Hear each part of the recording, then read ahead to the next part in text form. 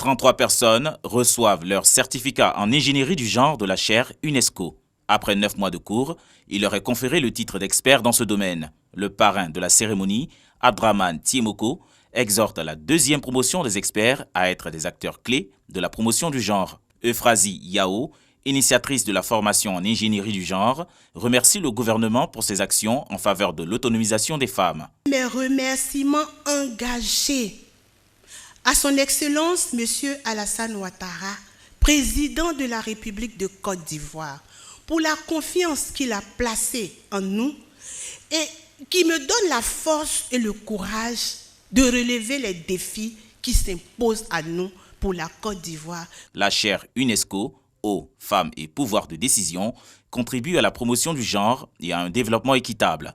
Elle mobilise depuis 2018, date de la sortie de la première promotion, 80 experts en ingénierie du genre.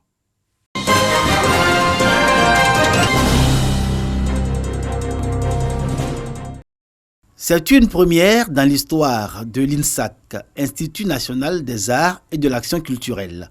La rentrée académique a donné l'occasion aux responsables de cette école, sous tutelle du ministère de la Culture et de la Francophonie, d'annoncer ces nouvelles réformes. L'INSAC aujourd'hui s'engage dans une dynamique nouvelle, fondée sur des valeurs telles que le travail et la discipline.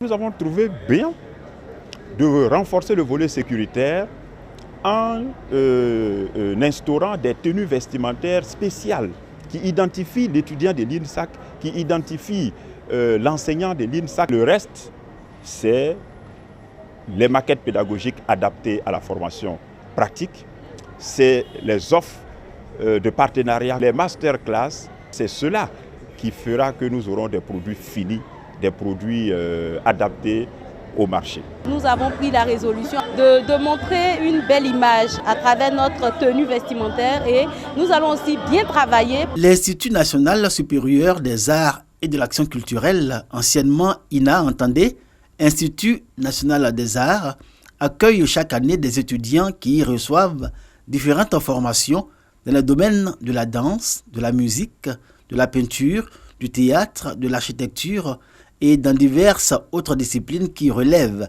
des arts et de la culture.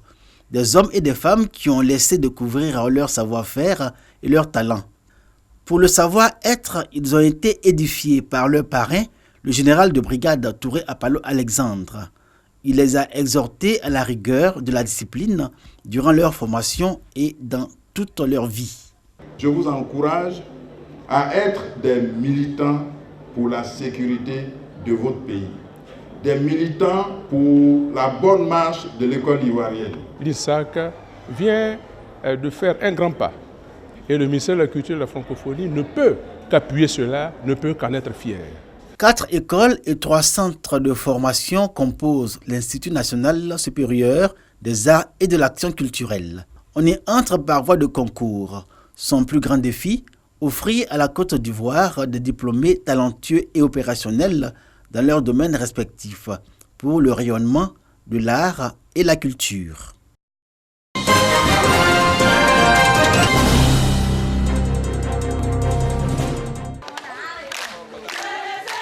Fodioloka, à 12 km du cinéma Tiali dans le Poro. Bientôt, une chapelle flambant neuve sortira de terre.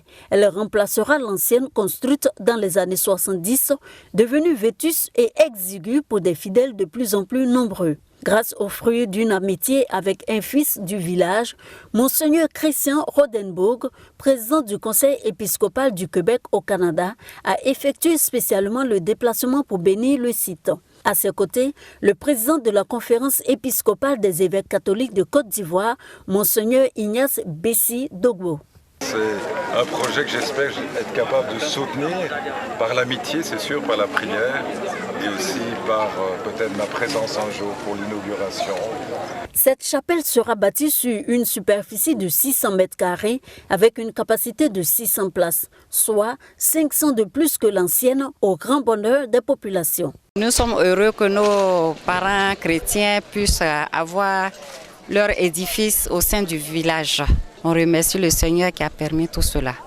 Ce déplacement est signe d'espérance, signe que l'Église est aussi partout, l'universalité de la foi. Et en même temps, de cette communion entre nos frères en l'humanité. Pendant dans quelques mois l'inauguration de cet édifice, Fodioloka a exprimé toute sa gratitude à Monseigneur Christian Rodenbourg, président du Conseil épiscopal du Québec au Canada.